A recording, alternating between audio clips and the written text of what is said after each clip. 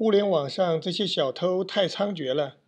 我没想到我的视频也被偷了。Hello，大家好，欢迎来到我的频道，老挝非你所想。本来今天的视频准备说一下在老挝养老的事情，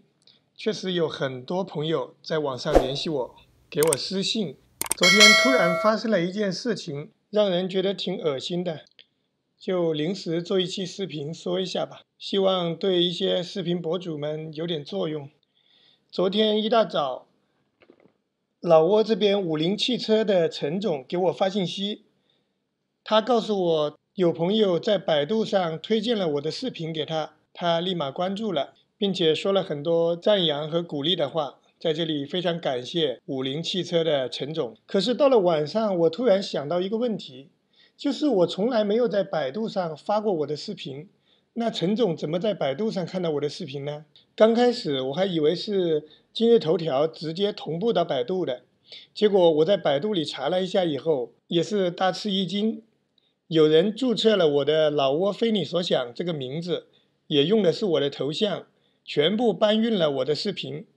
从6月30号开始，一直就在搬运我的视频。我突然就想起来，那为什么我用这个老挝非你所想在百家号里面注册，一直注册不下来？原来是有人把我的名字已经注册掉了。后来我就没办法，只能用非常的非注册了老挝非你所想。注册好以后，我就在这位盗窃者的视频下面留言说明情况。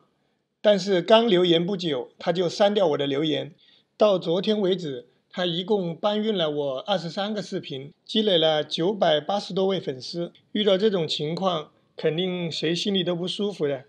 我就在网上查了一下，结果一查才知道，像这种情况很多很多，而且很多人你对他没有什么办法。今天我做这个视频主要有2点，一个是跟大家说明一下，以前的百度上面的视频不是我本人发上去的，下面也没有回复大家的评论，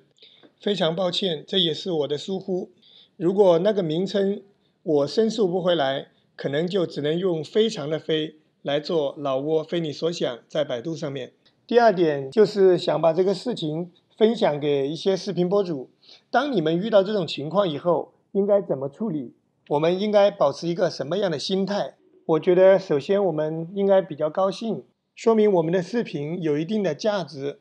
他们才会盗窃我们的视频。那第二点就是我们发现以后，我们应该怎么处理，怎么维权。我这里也不做抱怨，就把我自己的方法分享给大家。因为我不能在视频下方留言，所以第一点我做的就是向900多位粉丝，每一个人我都发送了一条私信，说明了情况。可能这些人有些会相信，有些也会抱着怀疑的态度。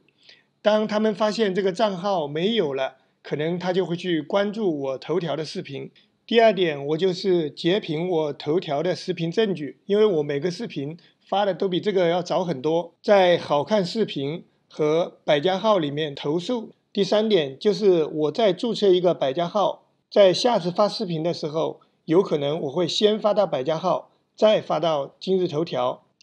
另外，尽量在不同的平台上传的时候，在视频里设置不同平台的 logo。但是今天遇到一个很奇葩的事，也说明百度的漏洞很大。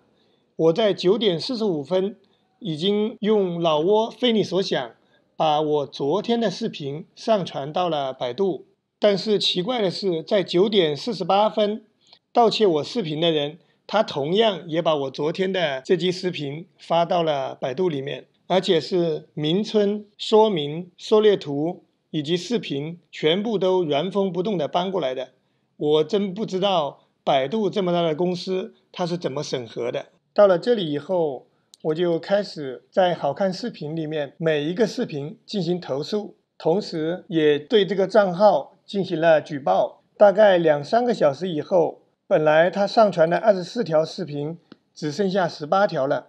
不知道是平台给他删掉的还是他自己删掉的，因为我也给他本人发过私信了，他没有回。接下来平台也对我的举报进行了回复，让我提供相关证据，他们尽快删除视频，关闭那个账号。相信接下来它是到不了我的视频了。不过老挝非你所想那个非字，我不知道我能不能再用。如果不能用的话，就只能用非常的非来做这个老挝非你所想在百度上的视频，给百度网友带来的不便，这里表示抱歉。如果你们对我的视频感兴趣，欢迎来到今日头条或者百度的老挝非你所想，